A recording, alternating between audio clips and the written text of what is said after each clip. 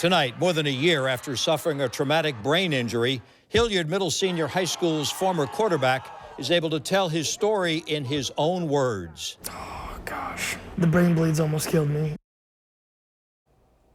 His story is one that could be described as hard-knocked. A star athlete that went from fighting to win a game to fighting for his life. Only on News4JAX, Nathan Dowie is speaking with reporter Zach Lashway about that August night last year that ended his football dreams and the one conversation that could have changed everything. Talking is not always easy. Text, I can whisper really good, actually. But for the first time in a long time, Nathan Dowie is able to speak and breathe on his own. Oh, gosh. It's been a roller coaster, man. The 2020 graduate almost died twice. Oh, man. Almost. To date, Dowie is up to more than a handful of surgeries. I wasn't really scared. I was confused as to why I was feeling the way I was. I was like, concussions really ain't this bad. But the reality was, Dowie had more than a concussion. He had sustained a traumatic brain injury. It was my first game of my senior year. I really wanted to play it. It was August 23rd, 2019. Friday Night Lights, season opener. Dowie was Hilliard Middle Senior High School's star quarterback. Your leader, the strongest player on your team. And team captain. I did not want to sit that one out. Dowie scored this touchdown in the second quarter. Like I did the front flip into the end zone.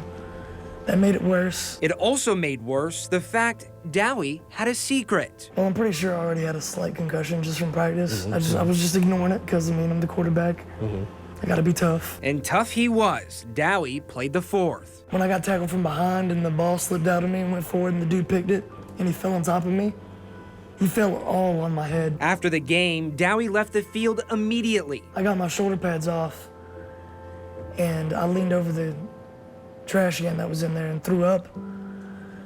And I sat back up straight, and next thing I know, I'm falling back, passing out.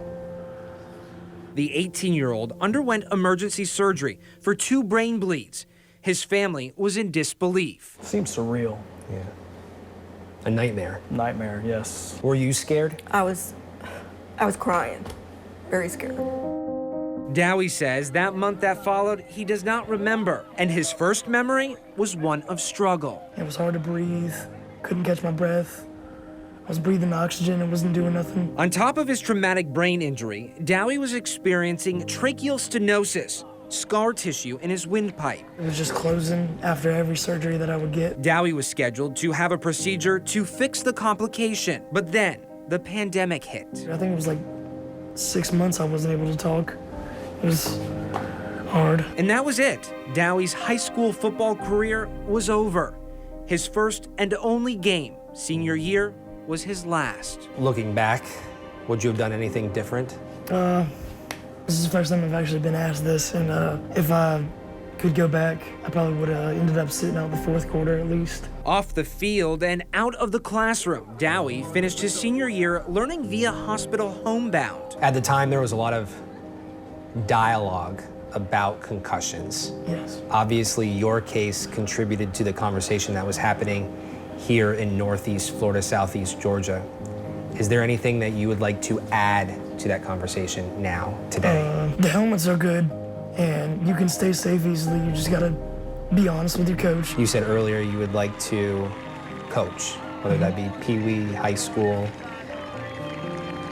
Will this change you as a person and a coach?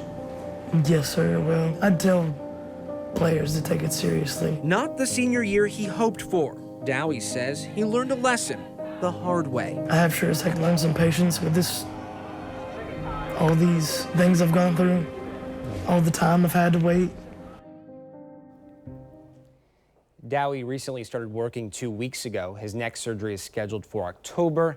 He will receive a larger stint. This will allow him to talk and breathe more easily. He says he hopes by January all the medical equipment will be history and he will be speaking and breathing on his own.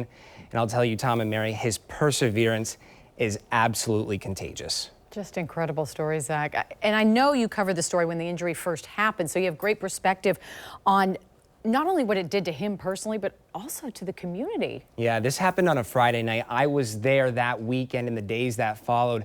I remember talking with students and parents at the time. Everyone was concerned, and those emotions stretched beyond the Hilliard community, proving football in small towns brings people together. Zach, thank you, and thank you to this remarkable young man. We all know how important the concussion discussion is. So tomorrow on the morning show, Dr. Syed Assad, a neurologist who specializes in traumatic brain injury diagnosis and rehab, will join us live to talk about keeping our young athletes playing while also keeping them safe. That's tomorrow morning at 8:20.